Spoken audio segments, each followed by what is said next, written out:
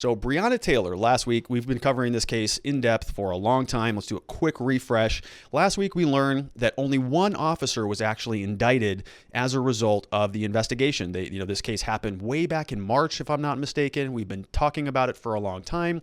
Fast forward to September, and the Attorney General for Kentucky actually came out and indicted one officer, but not for killing Breonna Taylor. It was for wantonly and recklessly firing his weapon in multiple directions, which went into neighbors' apartments.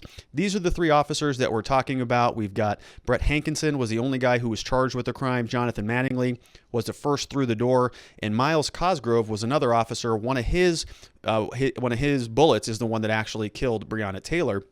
And so only Brett Hankison was actually indicted. The other two, no charges at all. And when we were going through sort of, a lot of the information that was discussed at the press conference last week, we heard from David Cameron, who said that there was no body camera footage as essentially that we needed to concern ourselves with.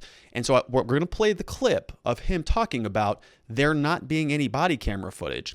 And I want you to listen very closely, because here's what he says. He says, well, let's listen to it first, and then we'll dissect it a little bit further, because this is what lawyers do. They're very good about sort of connecting words and sort of manipulating how they say things. And I think there's a little bit of that going on here. By the way, if you're not familiar with me personally, I am a criminal defense lawyer. My team and I, we help thousands of people, and we have a lot of experience in this stuff. So we deal with prosecutors on a regular basis. And this was a highly, political moment. I do think that Daniel Cameron probably has a pretty bright future in politics, very articulate, very commanding of the room, very good presence. And, it's somebody who I think has a long way to go. So this was a big moment for him. When he was out there giving this press conference, he needed to make sure that he was, crafting it the right way, because he's probably got bigger ambitions down the road. So let's take a quick look and see what he had to say. This was about the body camera footage. So let's listen to his statement. This is from last week. There was no video or body camera footage of the officer's attempted execution of a search warrant at Ms. Taylor's residence. Video footage begins at the point that area patrol officers arrive at the location. Therefore, the sequence of events from March 13th had to be pieced together through ballistics evidence, 911 calls, police radio traffic, and interviews. We utilized information from the Kentucky State Police. All right, so he says, we're going to listen to it one more time, but it sounds like what he's saying is that there was no body camera footage from the officers who went into Breonna Taylor's house. And I think we can sort of agree with that. But from what we discussed last week, we thought there were 3 officers when really there was several more.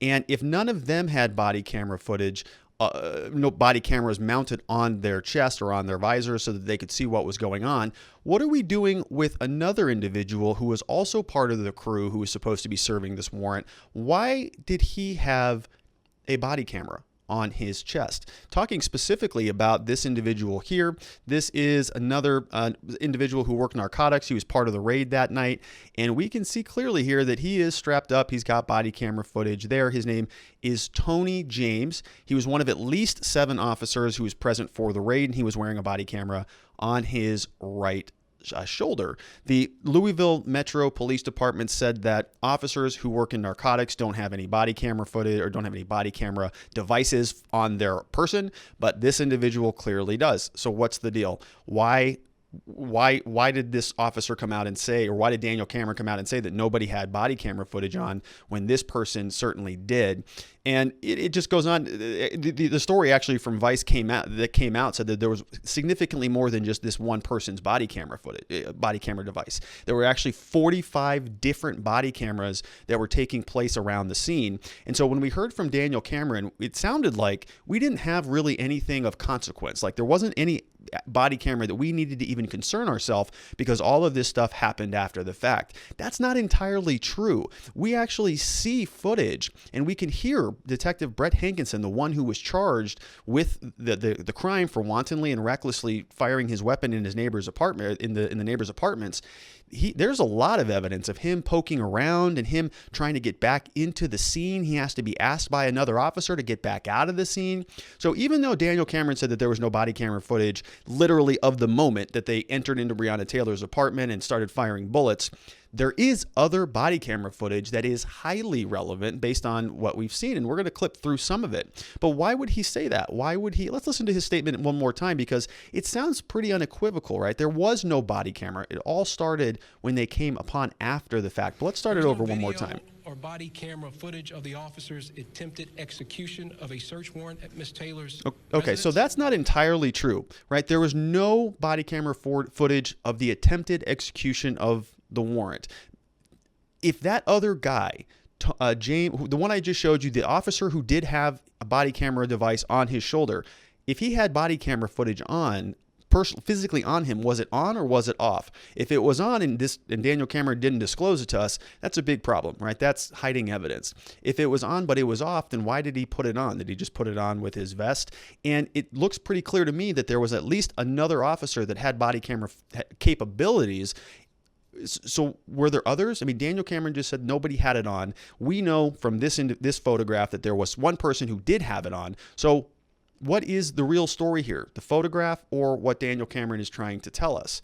So this is something where, every time you hear from the prosecutors and you hear this really finely crafted statement, what he's doing is he's splitting it there. He's saying there were three of them that maybe didn't have body cameras. Everybody came out after the scene. But what we're going to see here literally in a minute are some pretty, disturbing images, some concerning things that had the body camera footage been released earlier, if we would have seen these things earlier, maybe the grand jury would have come out a different way. Maybe the public would have seen things differently, brought some other evidence to the attention of Daniel Cameron and to the prosecutors who were part of Louisville, and they would have presented different facts to the grand jury, which would have resulted in a different indictment of these three officers. So you're going to see here, let's go through it, because there is some footage here that I think is problematic. And I want to start with this clip here. So the LMPD, so that's the Louisville Metro Police Department, they're claiming that Hankison fired 10 shots.